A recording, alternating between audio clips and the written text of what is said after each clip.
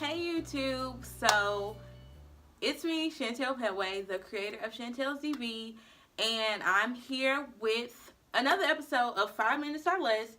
It has been a very long time since I've did one of these videos, but something throughout my last week had came up through like just a conversation of a text message. So as you read in the title, this 5 Minutes or Less video is going to be about the whole topic of you have to test drive before you wife her.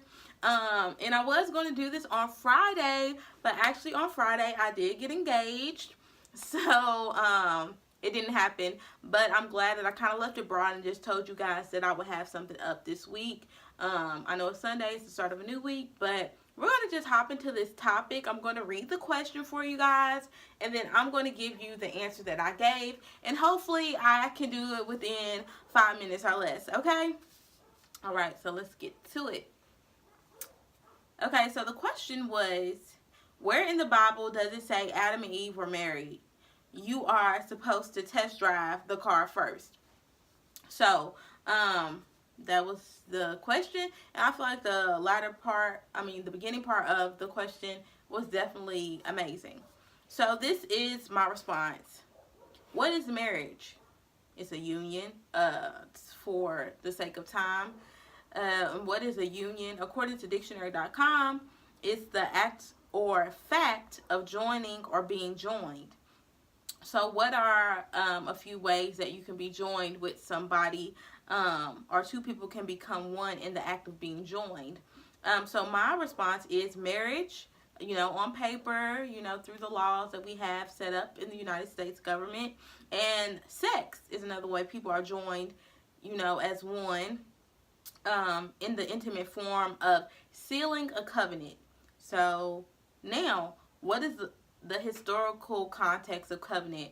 And literally, I'm breezing through this. I'm not saying that all of this stuff is fully fleshed out. I mean, some of this stuff you guys can ask me in my inbox on Instagram or through my page on Facebook or under the comments, and I will try to answer questions or clarify anything for you. But again, this is just trying to answer this question in 5 minutes or less. So what is the historical context of covenant? Blood. Point blank period. In the Old Testament, they sacrificed animals for blood to seal the covenant. In the New Testament, we know that Jesus came and shed his blood to seal the new covenant that he had with us to save us.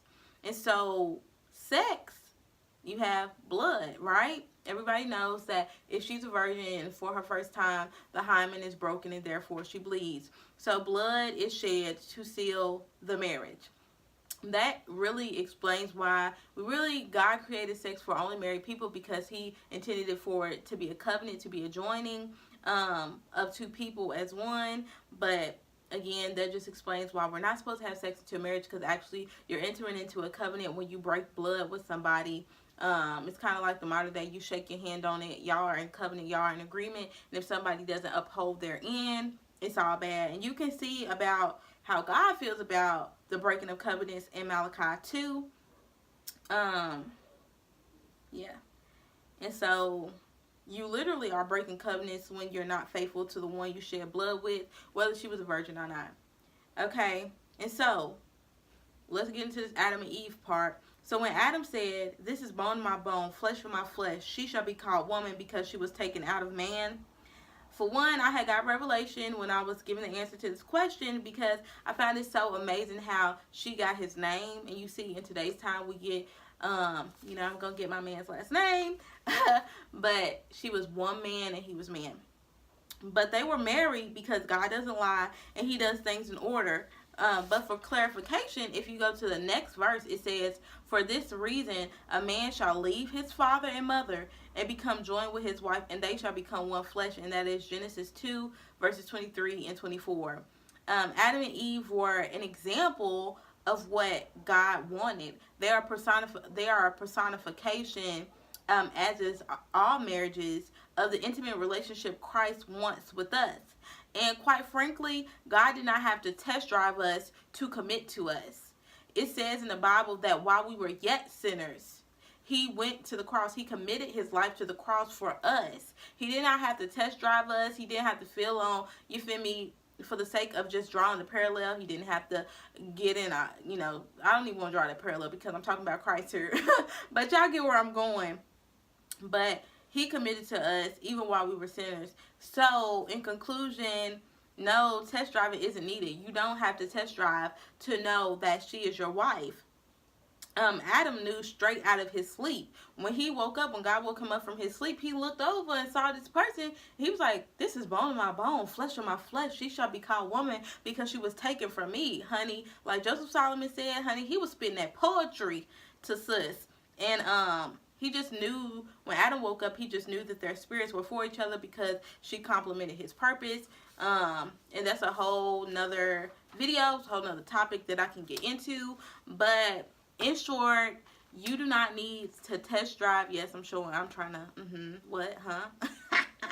You do not have to test drive in order to wife somebody. Women do not think that you have to give up your body to be with somebody or for a man to know that you are the one. Again, like I said, Christ being the ultimate, he did not have to test drive us before he died for us. So don't enter into covenants with people in the form of breaking blood or giving up your body and becoming one with somebody that isn't yours. And Adam and Eve were definitely married because they definitely didn't have court systems and stuff back in the day, because it was kind of like only them and only God. And if God wanted this implemented, God is a God who thinks ahead of time, and everything is just a foreshadowing. In the beginning, with the split of light and dark, it was just a foreshadowing that God was going to be the light and he was going to deliver us from the dark world that we were in before he came. So again, like I said, it can take a lot of different turns, and it's a lot of different depth that goes into understanding some of this. And again, ask me questions if you want. But again, I've had a great weekend. Like this video. Definitely like this video if you want to hear me do a video about my engagement and leading up to my engagement, or how it happened. And also comment below if you have any questions, and share this video, because no, you need, like my fiance said, no test drive. You need to test your mind. So thank you guys so much for clicking this video. I'm so glad that I was able to do this video for y'all. I feel like I did it in 5 minutes or less because a couple of these portions was not based on the questions. So yeah, bye. I'll see you guys later.